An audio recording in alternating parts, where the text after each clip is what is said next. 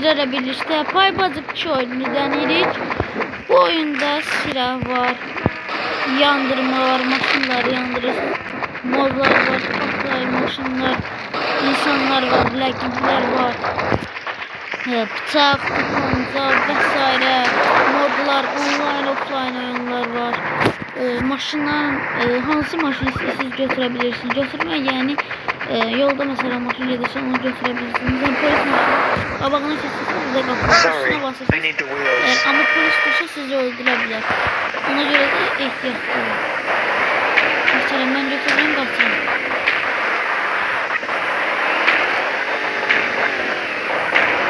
Helikopter, tank vesaire şeyler var. Ben rəqim moduna geçiyorum. Siz sadece opsiyonuna girebilirsiniz. Maşın yarışları var. Tank var, helikopter var. Sağ üstte, sol üstte gördüğünüz kimi ulduzlar var. Xəritəyə basanda olduğunuz yeri, rəqiblərin mövqeyini görebilirsiniz. Ulduzlarda mesela ben bir insanı düştüm, öldürdümse mesela ulduz oldu yani. Adam öldürəndə polisler sizin dağınıza düşür. FBI'ye kimi keçebilir bu, polisler de öldürebilirsiniz. Benim oynadığım mod Hitman modunda en altta 4-4-2 oyun oynayarak sebep tasarruf oynayabilirsiniz. Oyun çok teşekkür yani ben oynayıram. Fazla oynadığım oyunu tavsiye ederim, oynayabilirsiniz.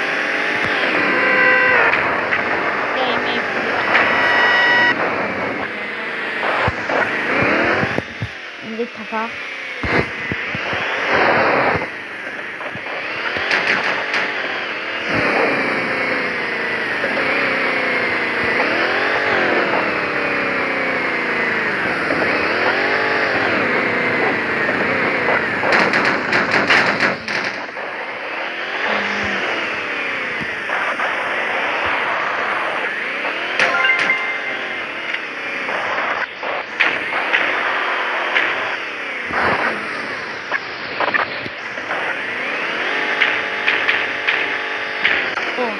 Maşınlar başa qalanda tutulub yanırlar, yanana sonra da bunlar yanlarında durmuyor. Maşınların mən sizə bu oyunu tanıdıram, əvəzində sizdən like istəyirəm, başqa ismi yox.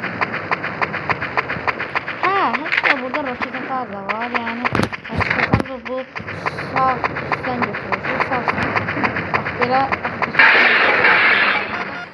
nişan alıb bıraxın artıq.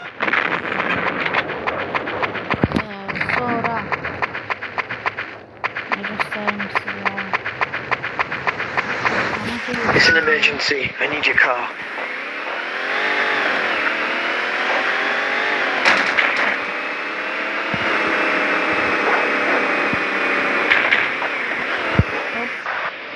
Ben ilk önce hemşire. Oradan geldim.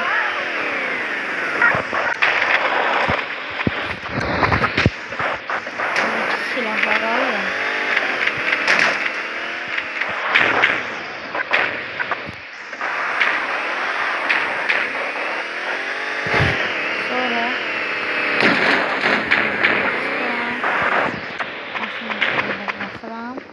Ve buradaki helikopteri getirdim.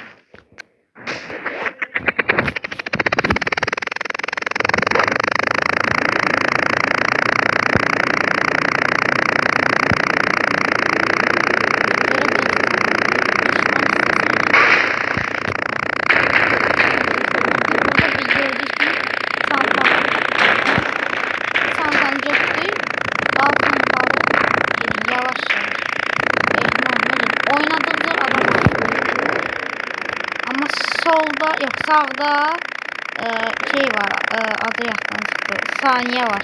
Çantanı o saniye qədər vaxtı şey eləməlisiniz, aparıb verməlisiniz.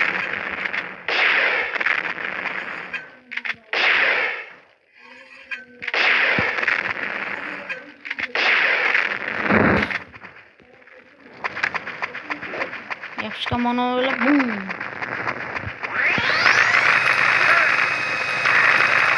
Arkadaşlarınızı öldürebilirsiniz.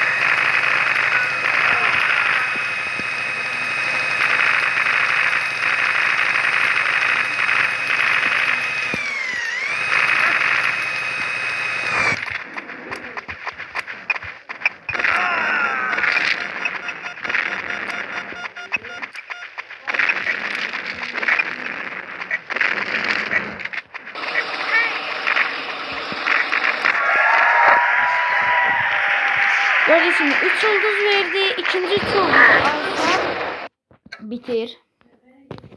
Ve bu kadar idi. Sağ olun. Bay bay. Görüşene dek.